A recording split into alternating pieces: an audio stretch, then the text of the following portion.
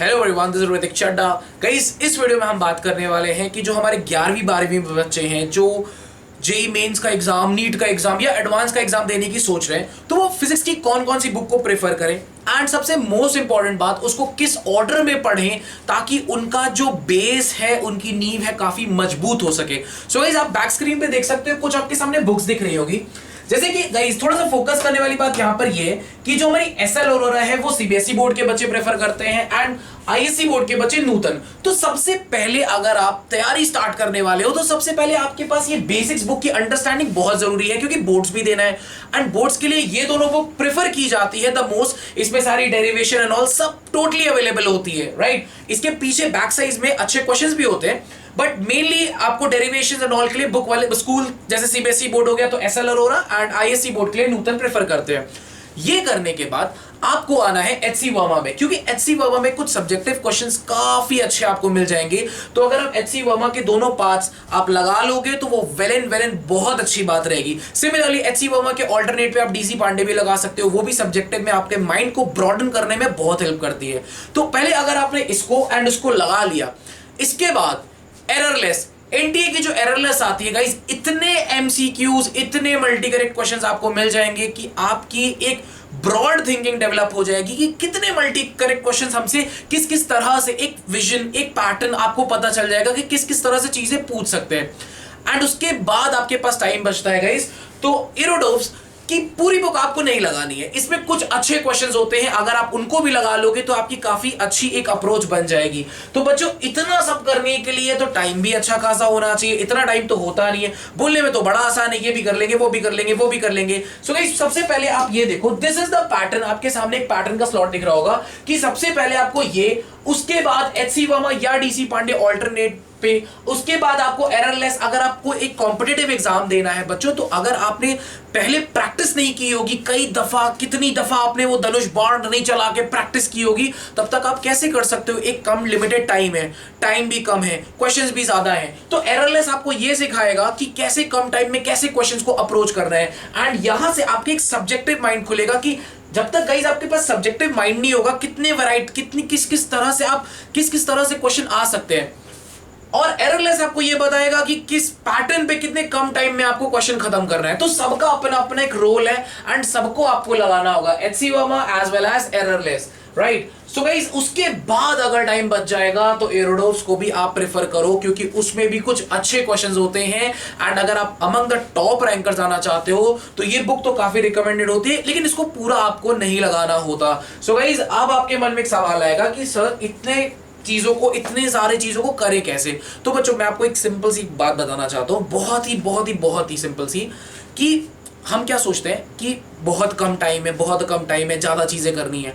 आप कम से कम एक चैप्टर को 15 दिन तो दो, 15 डेज तो आपको देना ही चाहिए एक चैप्टर को।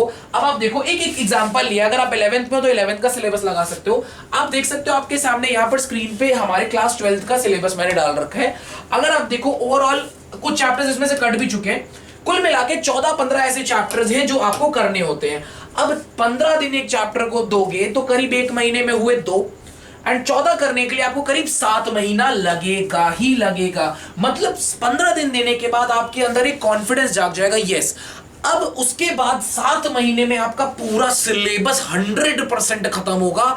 अगर आप किसी चीज को ब्रॉड वे में करते हो, आपने किसी एक चीज को 10 बार किया, हल्के हल्के से कैजुअली किया, उसका कोई फायदा नहीं होगा। एक बार कम से कम उसको ब्रॉडली करो और बाद में उसको बार बार हल्का हल्का रिवाइज करते चलो गाइस, बहुत काम करेगा। लेकिन फर्स्ट टाइम जब करना, उसको इलोंगेट करके डिटेल में करना। कैजुअली आप 10 बार कैजुअली कर लो, रिजल्ट नहीं आएगा, मेरे से लिख के ले लो, आप किसी से भी पूछ लो, कम से कम एक बार डिटेल में पढ़ने के लिए आपको उसको टाइम देना ही पड़ेगा। अब इसमें कई ऐसे बच्चे होंगे जो ड्रॉप आउट होंगे, वो सोचेंगे कि अगर हम इतना टाइम दे देंगे तो हमारा तो सिलेबस 11th और 12th दोनों का कवर करना होता है। सो गाइस, जो 12th के जो पास आउट बच्चे होते हैं उनकी एफिशिएंसी डबल होती है, वो एक बार ये पढ़ चुके होते हैं। तो यही टाइम को आप एग्जैक्टली आधा नहीं तो उसका एग्जैक्टली आधा भी कर सकते हो, या उनको करीब 10 दिन लग जाएगा। लेकिन उनका ये कंपैरेटिवली कम टाइम में होगा इन कंपैरिजन टू वो बच्चा जो अभी अभी नया 12th में आया है। तो उनको इसी के आधे टाइम में उनका 12th और 11th कवर करने की उनको, क्योंकि गाइस देखो टाइम तो कम है। जो ड्रॉप आउट बच्चे हैं उनका नेक्स्ट सेशन मान लीजिए आपका जो अभी से मान के चलो आपका जनवरी या फरवरी में नेक्स्ट सेशन में उनका एग्जाम आएगा। सो तब तक में आपको 11th और 12th दोनों कवर करना होगा, तो आपको ये पैटर्न बनाना पड़ेगा। अब गाइस आता है थोड़ा सा नेक्स्ट पॉइंट पे। एक जो स्केड्यूल है वो आपके सामने, देखो मैं पूरा टाइम टेबल नहीं डिटेल में बात करने वाला कि इतने से इतना ये कर लो, इतने से इतना ये कर लो, जो कि पॉसिबल नहीं होता। एक बहुत सिंपल सी बात है जिसको आप फॉलो करो तो बहुत काम मिलेगा, जो है 3+7। अगर आप कहीं पर भी ट्यूशंस पढ़ते हो, ऑनलाइन पढ़ते हो, कहीं पर भी कुछ भी, 3 घंटे तो आप कम से कम ट्यूशंस में अपने लगाते ही हो, इधर उधर ये करके, फिजिक्स केमिस्ट्री मैथ्स बायो कुछ भी करके 3 घंटे आपके खराब होते ही हैं। मतलब इफेक्टिवली अगर आप पढ़ रहे हो तो वो यूज भी होते हैं, ठीक। उसके अलावा अगर आपने 7 घंटे की self study minimum to minimum नहीं की तो उसकी वर्थ नहीं निकलने वाली, इसकी वर्थ खत्म हो जाएगी, ये मैं आपको बता दे रहा हूं। ये इंपॉर्टेंट है, ये सबसे ज्यादा इंपॉर्टेंट है। सेल्फ स्टडी तो गाइस करनी ही करनी है, आप जितना कोचिंग कर लो कोई फायदा नहीं होगा। Self study is the most important thing. And self study में भी गाइस आपको जैसे होता है, हम इसको 3 स्लॉट में बांट लेंगे। अब कुछ होते हैं जो कहते हैं कि सर हम तीनों सब्जेक्ट को टाइम नहीं दे पाते, वो एक को पढ़ते हैं तो पढ़ते जाते रिदम नहीं बन पाती, तो कम से कम 2 सब्जेक्ट्स को तो टाइम देना ही पड़ेगा। लेकिन सबसे बेस्ट ये होता है गाइस अगर आप तीनों को स्लॉट दे पाओ। जैसे केमिस्ट्री की बात करें, अगर आपने डेली बेसिस पे केमिस्ट्री को 2 घंटा भी दे दिया ना तो वो उसकी वर्थ से कई ज्यादा है। बोर्ड्स में तो 100 में 100 कंफर्म, और इनफैक्ट जेई मेंस में भी काफी अच्छे परसेंटाइल आप केमिस्ट्री में स्कोर कर सकते हो। सिमिलरली मैथ्स बायो को अल्टरनेट पे मैंने रखा और उसमें भी आप इतना ही टाइम दे दोगे।